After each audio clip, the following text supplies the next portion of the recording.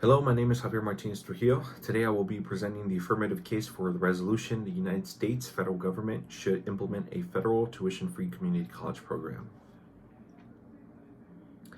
Community colleges were created to give Americans affordable access to education, job training, and upward mobility.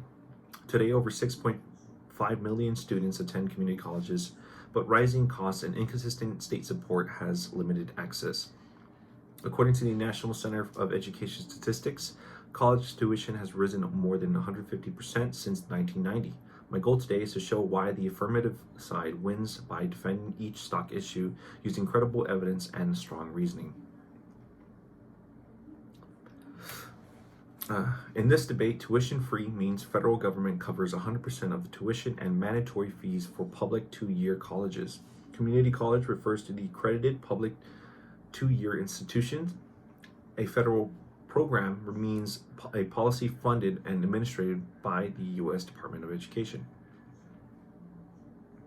Pertaining to this case, we will review the stock issues of significance, harm, inherency, plan, advantages, and solvency.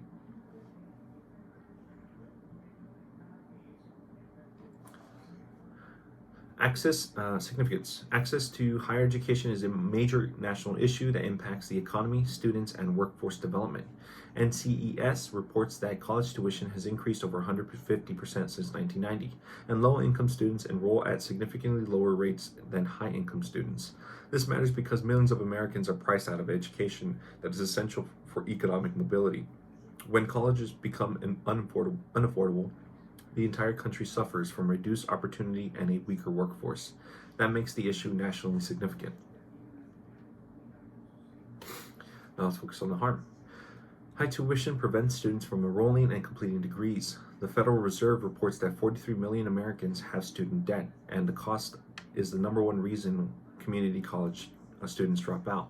Georgetown University Center on Education and the Workforce states that 2/3 of modern jobs now require some post-secondary training. This proves harm because students cannot either afford to pursue education or they drop out due to finances, which limits their career potential. Our economy needs trained workers, but high tuition keeps people out of those programs. Inherency. The current system does not solve the problem. The White House proposed free community college in 2021, but Congress failed to pass it. NCAN notes that while 19 states have a partial promise programs, none of them are universal or fully funded. This shows that the status quo does not provide nationwide tuition-free access because Congress has not passed a federal plan and state programs are inconsistent. The harms only continue. Only federal action can fix the gap. Now, here's my plan. First, the federal government funds 100% of the tuition and mandatory fees for all students in accredited public two-year colleges.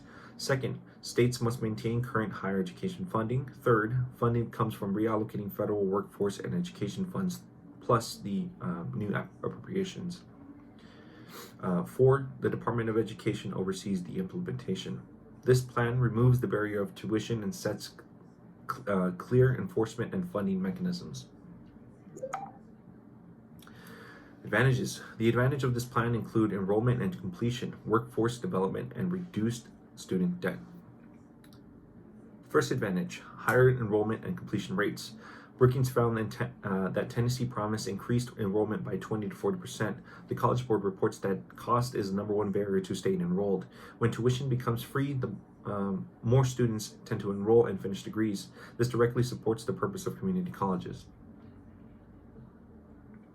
The second advantage, workforce development and economic growth. The Bureau of Labor Statistics shows that workforce shortages in healthcare, cybersecurity, trades, and manufacturing fields train largely through community colleges.